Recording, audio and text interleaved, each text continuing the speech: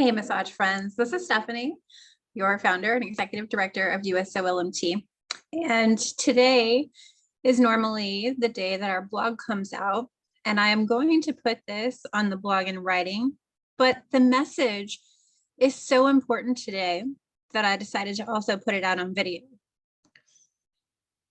The title of the blog today is Our Toxic Massage Community Can Change When We Work Together. I'd like to present a challenge to you today. This challenge requires upping your game. It requires becoming an A player in the world of massage therapy. This challenge is meant to encourage you to question your assumptions and your approach in search of more effective ways to overcome our issues. Can we fix massage therapy? Our career field is toxic. I don't think there's any denying that. Massage therapists have a history of fighting each other instead of the system that they work within. We literally eat the young who approach this career. We chew them up and we spit them out because their viewpoints are different from our own. We throw them into deep water and expect them to swim when they don't know how.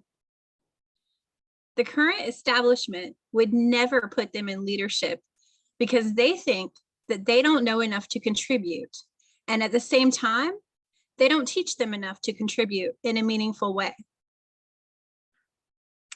Once they learn through experience how they will be challenged so negatively in the name of education by toxic teachers coming up on their mid-career, massage therapists do one of two things. They turn inward instead of outward in our community, and they focus solely on their practice, or they leave in search of a career that feels better to their heart, dissatisfied with the negativity that permeates every second outside the treatment room. The field has been penetrated by racism, sexism, gender discrimination, power and control, sexual solicitation, prostitution, human trafficking under the guise of massage therapy, diploma mills, those who go into business with good intentions but harm the humans that work for them, apathy, harassment, and so much more. You name it, and it is here in the world of massage therapy. We fight with each other over sources, evidence, critical thinking, wordplay, the type of practice one offers to the public that may be different from your own. And now we fight over politics and bureaucracy, all bullshit, instead of coming together to solve real problems.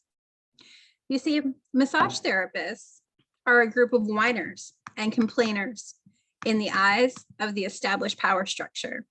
And the reason why is because the powers that be know that you will never find the consensus that it takes to fight against them. I can't tell you how many times when starting USOLMT that I was told, don't try to change the system. This will never work. It's never going to happen. And I'll do everything I can to make sure this is never successful. When I came up with this idea, we were on the precipice of change. I could feel it. And over the last couple of years, I see more and more massage therapists who are ready to embrace change, but they're still looking for someone to make change for them. They haven't realized yet that they are the people that they've been looking for.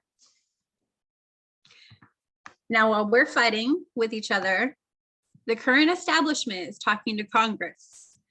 While we're arguing semantics on social media, the current establishment is working with state lawmakers to make the rules that you work under.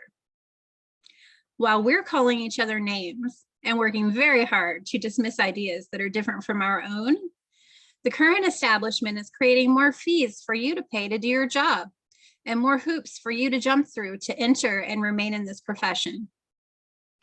And yes, while we are screaming about how it's the association's job and the state board's job to protect us, they're taking disciplinary actions on therapists left and right and ignoring what you want and making decisions on your behalf that will affect you and your work, possibly for your entire lifetime as a massage therapist, while making deals with some of the worst corporations in our industry and playing those deals off as benefits to you.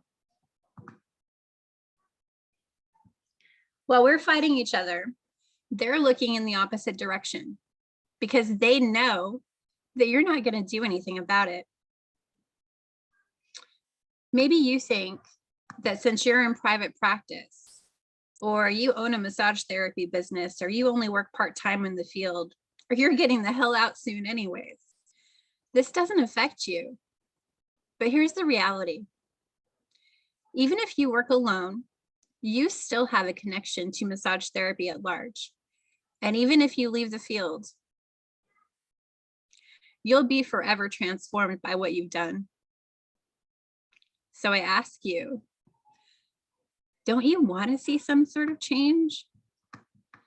And I'm not only talking about higher wages or better workplaces. I'm talking about safe and sustainable practices, regulation that promotes the growth of our profession, education that promotes thinking and problem solving, reduction of continuing fees associated with your career, separating the legitimate practice of massage therapy from prostitution, standards of care, equal accessibility of care to underserved populations, public education to reduce discrimination in our field, transparency and visibility in massage leadership, preventing the contraction of our field, and eliminating the toxic culture that surrounds us. So I ask you again, don't you want that? If we do not come together, we cannot overcome anything. So can you stop berating each other with metaphorical bats over the head because you don't agree? Can you stop being unkind, uncaring, and indifferent to the feelings of your colleagues? Can you put aside your political differences and your divisive opinions and help us get our house in order? The house is on fire. Are you going to watch it burn, or are you going to get water? And I ask you that because there is no fire department you can call. So here's the challenge. Learn about collective impact. Collective action is the most powerful thing we can do. When we act collectively, we build common agendas and we build shared systems that make it easier to measure our impact. We make it easier to work together, and we strengthen each other through mutually beneficial activities as partners. We communicate openly and respectfully as colleagues, as members of a community. And that keeps us aligned, and it builds momentum, and it helps us find committed people to support the implementation of the changes that you want to see. Engage as a community. We need a large number of people who believe in the causes that we care about and are willing to take action. When people have good information, when they have input on changes that affect them and an opportunity to be involved in the process, they become committed and they actively participate. This is crucial because sustainable change requires everyone to be engaged, not just the powerful establishment that's working on the problem. Innovate in your local massage community. Being content with how things stand is to assume that if we just wait it out, it will get better. Or if we just ignore the issue, that it will go away or if we just try to help the perpetrators of the problems, they'll invest more time and effort into helping us. But this isn't true. Change in your local massage community requires you to reimagine the current system. It requires you to come up with ideas. It requires you to engage with other massage therapists who have firsthand experienced the issues so that you can get critical insight as to what they need. It requires you to foster a new culture that includes reimagining and redesigning the way that we support each other. Evaluate how you show up. If you hold any sort of leadership role in this field, whether you are a Facebook group administrator or a lead therapist at a franchise or a continuing educator or an educator in an entry-level education program, or you are on the seat of a board of directors of an association, recognize that leadership is an individual action and that every person can be a leader.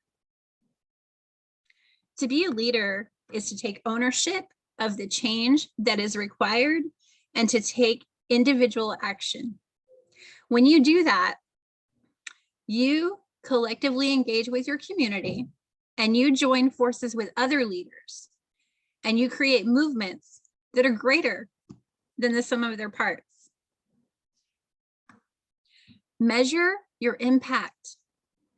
Change cannot scale unless you understand the outcome. When we share our impacts and the way that we measure change, we make it real and tangible to all massage therapists. When tracking change in our massage community, we need to consider three things. The first is that we need to consider how many individual massage therapists have experienced improved quality of life as a result of our work. We need to track the potential of the massage community by really understanding how their capacity for change is improving. Are we growing in collaborative efforts? Are we strengthening engagement? Are we supporting others who are experiencing problems now or have experienced problems in the past in our profession? And last, we need to track large-scale change. Are the policies that governing our work and our profession, are they harming our profession or are they growing our profession? Are they making things easier or harder in our field?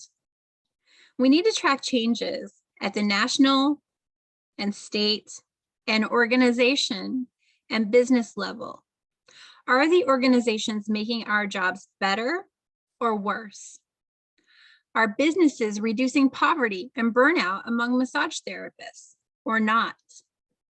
And finally, at the community level, are the massage therapists in our city, in our communities, providing high quality care? Are there incentives for them to do so? Are they providing safe care? Are they supporting others or are they competing against each other for clout? Is our community full of apathy and non-action?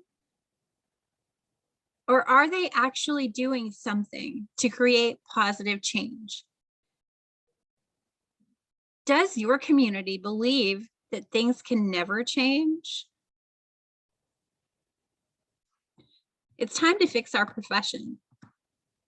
Finally, and that starts with you accepting this challenge. A journey of 1,000 miles begins with one single step. I believe in you. Now believe in yourself.